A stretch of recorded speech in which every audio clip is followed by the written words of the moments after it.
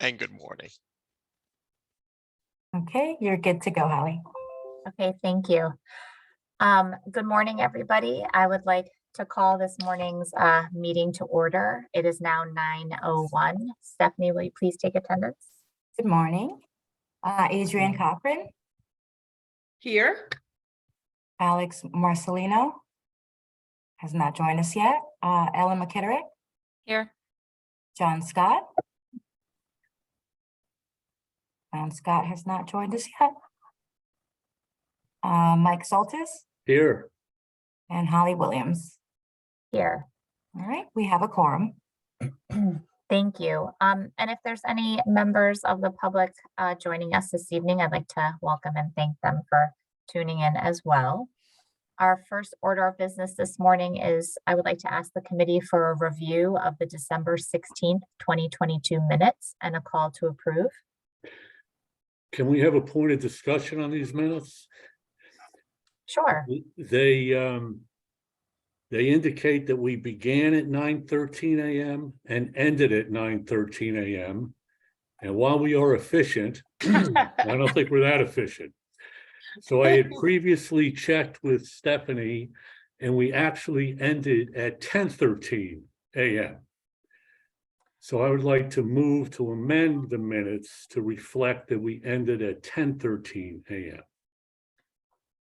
So I think that I can second that motion. So I second the motion to amend the minutes to reflect the appropriate end time of our December 16th our December 16th meeting. Anybody? So all those in favor? Aye. Any opposed? Any abstentions? Okay, so the motion passes. So I'd like to move to adopt the revised December 16th, 2022 minutes. So moved. And a second. Second. Okay, all those in favor? Aye. Aye. Any opposed? Any abstentions? Okay, motion carries. Thank you very much for that timely edit. All right, so we're going to move on then and talk about our review of spending today. So Dave, if you would please provide us an update. Yes, will do. Thank you, Holly. And good morning, everybody. Thank you for joining us today. We'll be going over the December results halfway through the year. So let me share my screen.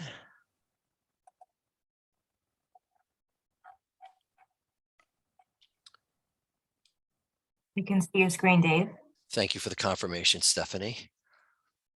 Okay, so for the month of December, the total spending for the month of December was a little over $1.1 million. I'm sorry, Dave, Yes. are you able to maybe just increase that font size just a little bit? Adrian, of course. I know other people want to say it, but I'll say it. No problem, Adrian. That's usually me saying that. So you bring that up whenever you want. Is that better for you, Adrian? Absolutely. Okay, very good. Thank you. Okay, so our December results were, as I said, a little over $1.1 million of spending for the month of December. We were better than budget by over $534,000. Our main spending categories for the month were salaries and related expenses of $776,000. That is larger than usual, but that's because the month of December had 3 pay periods instead of 2. That typically happens twice a year, and it was in December this time. Our contact center expense was over $128,000. That's more than it has been in the past of $125,000. But there was a contractually agreed price increase that went into effect at 3% about a month or so ago. So you'll see that going forward. Our outreach expense was over $95,000 for the month for the work that that Jess and Nancy do. Our IT consulting expense was $74,000 for the month. So those were the major categories for the month of December. Year to date, the net activity has been $4.5 million, and that's better than budget by $3.9 million. Moving on to bond money, and yes, Adrian, I will make every one of these larger now. All right, thank you for the thumbs up, Adrian, appreciate that. All right. So spending for the month of December was over $208,000, better than budget of $516,000. Major categories, the largest category continues to be fund recovery. We also started spending money on website redesign and replatform. The first month we spent that money on was December, but we have been working on that for months prior before that, as Jess will definitely tell you. Year-to-date spending from bond money has been over $763,000, and we are ahead of budget by $3.4 million. Again, a lot of this is timing, so we will be continued to spending the money as time goes on, even though we haven't spent it as fast as it was originally budgeted. Looking at it a different way, we have spent almost $12 million in bond money so far. Of the $16 million that's been allocated by the state, so we still have over $4 million remaining of the allocated amount of bond money. Moving on to our contribution activity. So the net activity for the month was a negative $25.3 million. That was primarily driven by $25.7 million of benefit payments. That is larger than usual, but that was because the authority reimbursed AFLAC for 5 weeks of payments instead of 4. That typically happens about 4 or 5 times a year. So it's just an extra week of payments. We're still averaging about 5.7. Actually, December was a little lower than that because of the holidays. And then the volume picked up back up again in January. Contributions for the month, for the money coming in, was just under $700,000. That was slightly under budget, but more than made up by the investment income of $1.6 million, which was earned at a rate north of 4%. In the current interest environment that we are seeing. Year to date, the activity in the contribution fund has been over $50 million positive. That's a positive variance of over $79 million. And again, the primary driver of that is less than budgeted benefit payments that were paid throughout the year. Where does that leave the contribution fund? We are at almost $433.5 million in the fund at the end of December. Contributions cumulatively to date have been over $728 million. And benefits paid were $245 million for the month. I'm sorry, for the period to date through December. Just touch for a second on the balance sheet.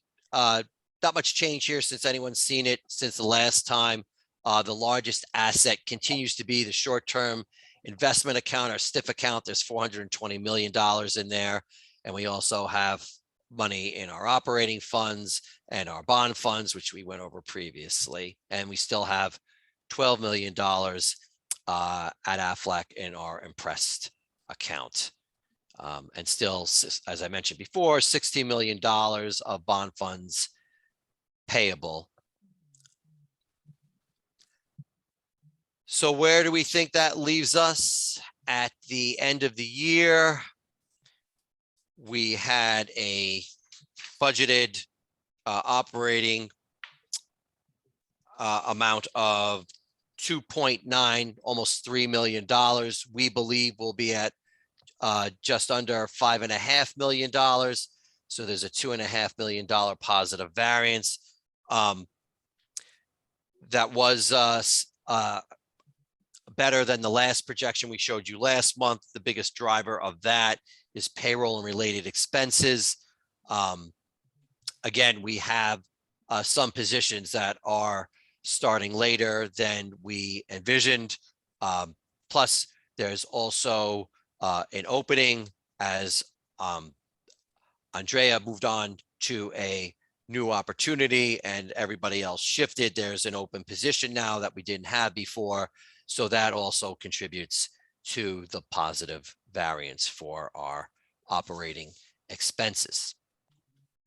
As far as the expectations for the contribution account, we expect that to be net activity of almost $58.9 million by the end of the year.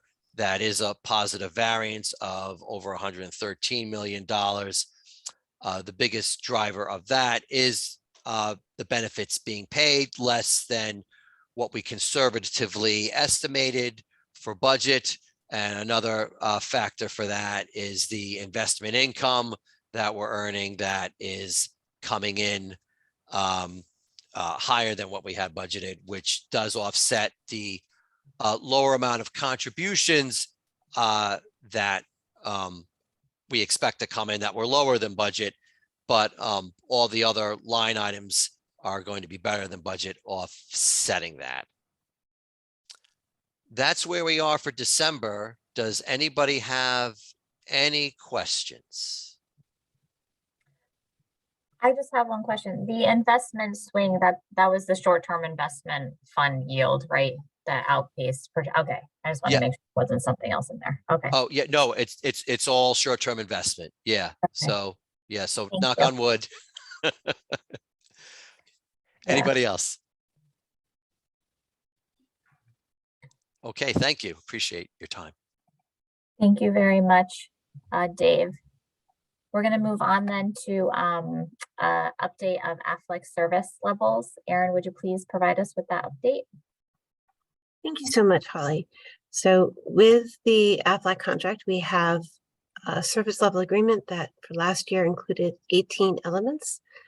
Part of the deal is that although we track it on a monthly basis to watch to see if they're meeting the expectations, the sort of hit or miss is really calculated at the yearly basis. So for 2022, out of the 18 SLAs, they met 14 of them and missed 4. The three of the 4 that they missed really related to timeliness, which even though we have improved greatly over the past several months with our timely decision-making and communications, we did have a rocky beginning. So we, the lack of timeliness in the beginning really impacted the yearly score. So that wasn't a surprise. The other one related to accuracy of benefit calculations, which is comprised of underpayments, overpayments, making sure the benefits are stopped when the people return to work. And so the expectation for that is at 98%, and they hit 95%. So they missed. As a result of missing those 4 SLA metrics, they do owe us a financial penalty. Basically, they put at risk 5% of the total administrative fees. And by missing those 4 elements, it equaled to 33% of the at-risk money. So we will be receiving a credit of $375,468 in next month's invoice. We've been working really closely with Affleck to make sure that these issues that they missed this year are being addressed, and many of them have already been addressed. Our goal is always to have them meet all of their SLAs. We don't really want this money. We want the job performance. But the way contracts in this industry work, one of the things that is useful is financial incentives. And so we're using it and we're going to get some money back. Just wanted to share that information and see if anyone had any questions. I have a question, Aaron, thank you. It's really not related to AFLAC, but it relates to something you mentioned, overpayments. Are we recovering overpayments? I mean, I know sometimes that's challenging to recover them. And are we doing Yes. that? Is AFLAC doing that? We're Yes. both, oh, can I, sorry, Go Eric. ahead, Dave. I Yep. obviously, yeah, so there are overpayments. It's, you can't avoid them. We try and minimize them as much as we can, obviously, but when they're made, AFLAC has procedures to follow up with those who receive overpayments. Quite a few people are either on payment plans or they pay right away. Actually, just recently, the authority sent out notices to those who still had overpayments, just to let them know that these overpayments are still existing, gave them an additional option in order to pay if they want. And actually, surprisingly and impressively, we hadn't been done sending out all the communications yet, and some people were already paying. So it proved to be an effective exercise. But we do see it, we do monitor it. It definitely is on the front burner of the stove, and we are actively following up on it and recovering the money we should for that. Thanks. Do we have the ability to credit against a subsequent year's benefits overpayments that have not been repaid? Yes, I mean, John, if you want to, you know more about the mechanics of that than I do, but one of the things we can do is that if there is an existing overpayment and they are eligible for another benefit, the first thing we would do is apply that overpayment to the new claim, and then once it's zero, then pay out the remainder of the claim. Yeah, that's definitely one of the first things we look to do. Right, Mike, and those offsets also will take 100% until it's paid down to zero. Okay, that's probably a very effective means of getting repaid. Thank you.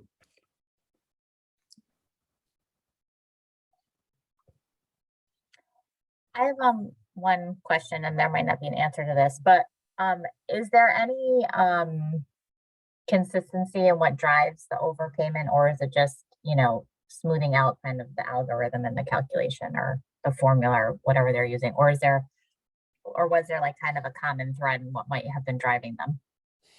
John, do you want to share? Because I know your team has been working on it. Sure, we've worked on this on the overpayment reports that have come out, done some analysis, done some claims audits as well. And one of the things that has ensued is the return to work issue. A claimant is approved for a particular time period, and sometimes when they return to work, we're not getting communication in as timely a manner as we would like. And so those payments are scheduled for that approval time period and go out on an automated basis unless and until we're told that claimant has returned to work. We're informed by the claimant. In other instances, there have been some communication lapses as well. We've actively been working with AFLAC to streamline that process and to enhance their capacity to obtain the information and take action in a timely manner on it. So we've put together some parameters with respect to the amount of time that they have with which to act on that information. In addition to that, they do have slated for later this year, I believe sometime in the second quarter, some push text messaging that will be going out to our customers, and one of which is geared towards having that customer identify to us what their return to work date is. I believe the way that it's structured is that through this link, they should be able to click into the link and then report their return to work date. So kind of out of sight, out of mind. I think in a lot of cases, individuals that have done this have a lot of other things going on with respect to their own health and things of that nature. And getting that information in front of them in a very easy way to get them to return the return to work information to us that is actionable. That's where we're trying to head with that. Okay, that's very helpful. Thank you. Are there any other questions and concerns? All right, don't see any. So, John, we're going to hear from you next as well on the update to the claims administration. All right, good morning, everybody. Thanks. I will share my screen.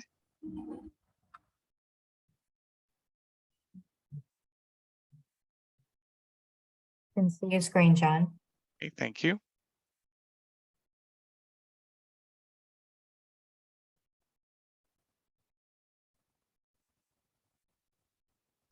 Okay, so this month we're doing something a little differently and moving forward. We will try to provide these stats for you on a year-over-year month basis, and then possibly do some trending as well. So we're kind of in flux with some of the reporting that we're doing. But as you can see here through January 26th, we've got 6,860 claims in, and last year we had 9,754, and of course that January 22nd of 22 claims intake was also impacted heavily by the spike in COVID claims that occurred last January. Monthly claims are now averaging about 7,500. That's been pretty consistent. And claim status on percent of adjudicated claims, I went to a 3-month window here to try to give you a little bit more current information rather than just the cumulative statistics that we've been presenting previously. So this 3-month window actually goes from November 1 through January 26th, and these are all the claims that have been decided in that time period, which is 20,277, and the approved claims are running at 63% during that time period, and denied claims at 37%.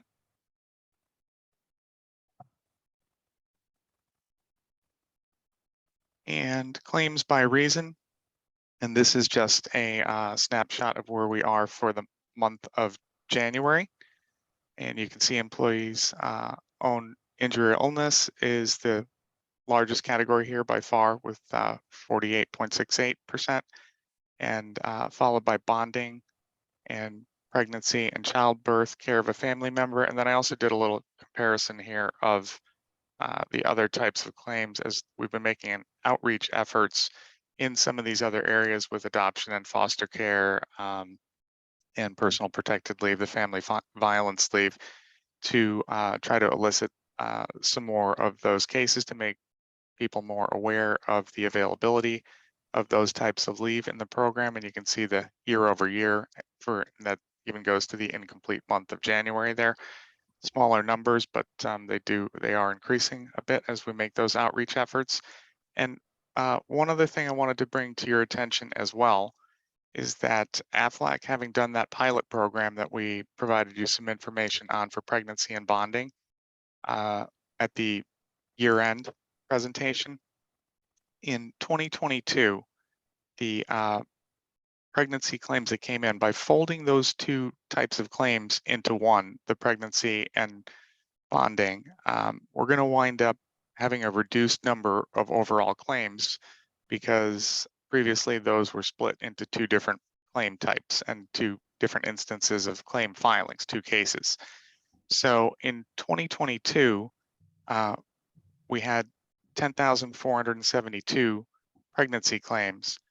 And then the bonding claims, when I ran those and looked at the data for just female bonding claims, we're looking at 10,110.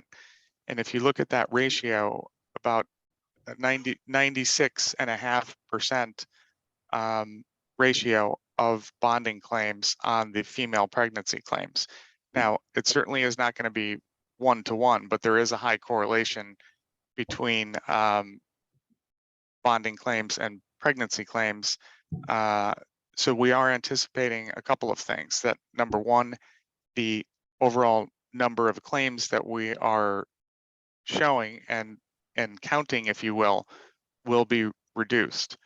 But in addition to that, The other effects will be that the average duration of those pregnancy claims will be substantially longer, which is essentially collapsing that bonding case that was separate previously into the pregnancy case. So the duration of those pregnancy cases will increase to reflect that.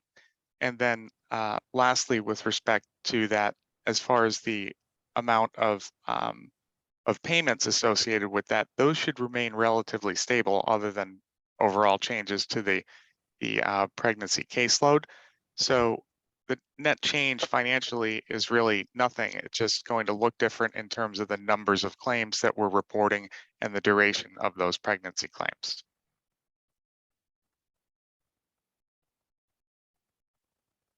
Okay, and then just some demographics from the recent month here as well. And again, you can see that the same types of information that's been pretty consistent with that 26 to 41 age group being the largest, followed by the 42 to 57 and 58 to 76. And then again, the numbers of claims filed by female and male is running at almost 2 to 1. Although again, with respect to the information that I just provided about the pregnancy and bonding, that ratio will likely shrink. We were running at about 2 to 1, and that is slowly shrinking already a little bit to reflect the fact that that pilot program went into effect and they still have 3 case managers that are currently operating on that basis. March 1 is the go live date for all of the pregnancy cases and the bonding cases to be collapsed into the pregnancy case. And claims by continuous, intermittent, and reduced schedule has been pretty consistent as well. We have not seen any real changes in that, and this just reflects the January data. In this table, you have seen this before. This was year-end table, but I included it here for a little additional information with the top 10 towns and the lowest utilization towns as well. And that is cumulative for all of 2022. And then on payments, these are cumulative statistics as well as of January 23rd. Over 462,000 payments to 47,000 unique employees. Total gross of 266,585,000. And then the January 2023 month to date numbers are 21,464,000. And that is the conclusion of claims. If anybody has any questions, feel free. I do have a couple of other slides here that Amy Stewart is going to present on the relationship between some of the actuarial information and budget to claims. John, I have one question. Thank you for your presentation, always enlightening. I think one of your earlier slides said care of a family member was about 11% of the claims. And I know one of the concerns early on was whether this broad definition of family member, you know, equivalent to a family member, related by affinity, would lead to a lot of those types of claims. Do you have any sense of what percent of the care of family members deal with that affinity aspect of the definition? We would have to take a little bit closer look at those numbers, but the reality is that they've been very low numbers on that, Mike. And I think the concern over that was probably somewhat overblown to hopefully not misstating that, but the reality is that those numbers are relatively low. We have not seen any of those issues with regard to validating people's identity and relationships. And most of those are direct family members that we're seeing in those claims as well. I could look to see if we can obtain any more depth of information there, but the vast majority of those are closer familial relationships and not necessarily using the affinity relationship. All right, thank you very much. You're welcome.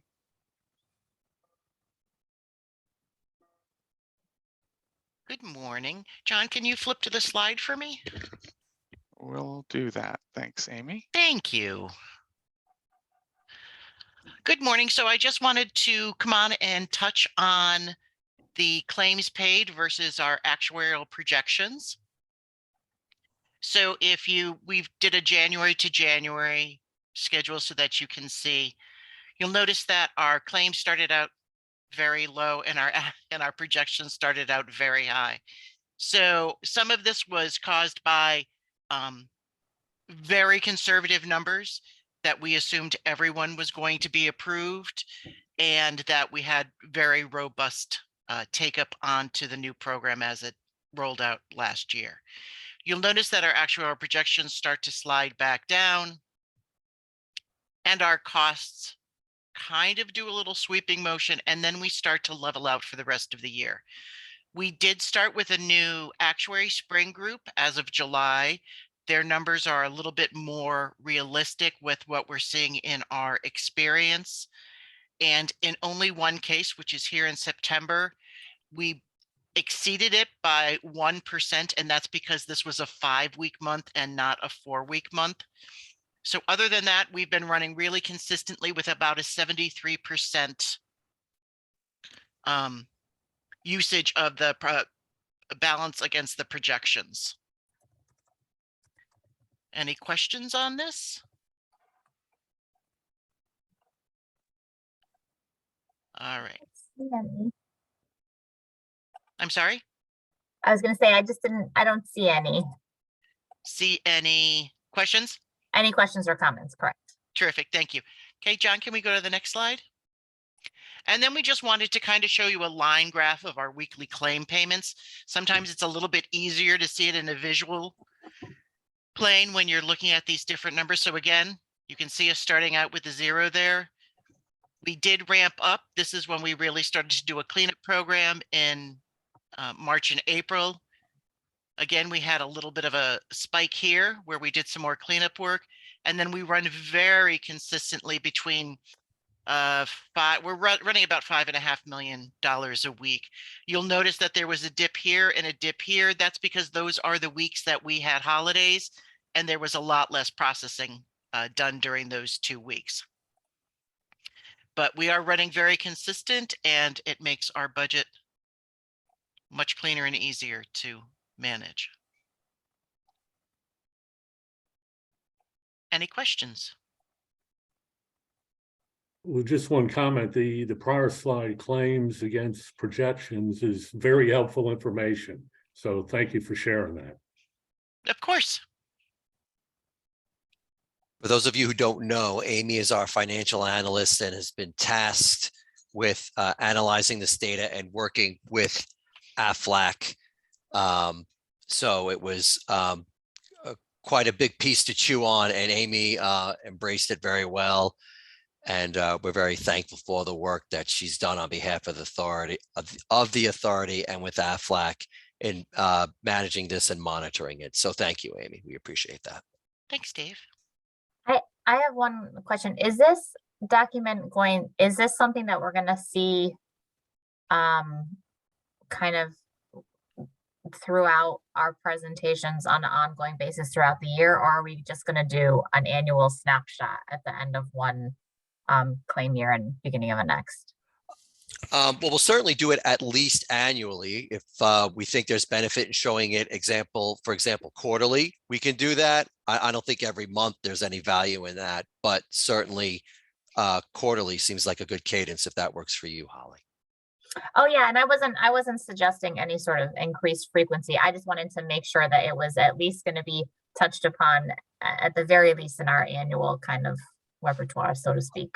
Oh, yes, absolutely. And I can tell you internally, we look at this, Amy will tell you, very regularly. So she produces reports that monitor this just to make sure we know where we are, and if there's any adjustments we need to work with going forward on future projections with the actuaries. Okay, that's helpful.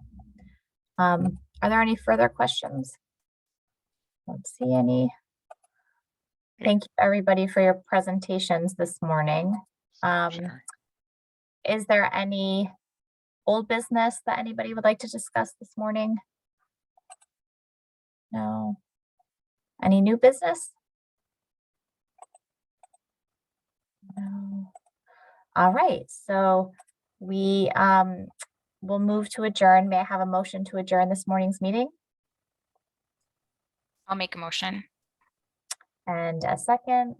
I'll second. Thank you, Mike. All in favor? Aye. Aye. Okay, any opposed? Any abstentions? All right, the motion carries and the meeting is adjourned at 9:36 a.m. So have a wonderful rest of the day, everybody, and a nice weekend. Thank you for your time this morning. Thank Thank you, you. everyone. Aye. Bye, everybody. Bye, thank you.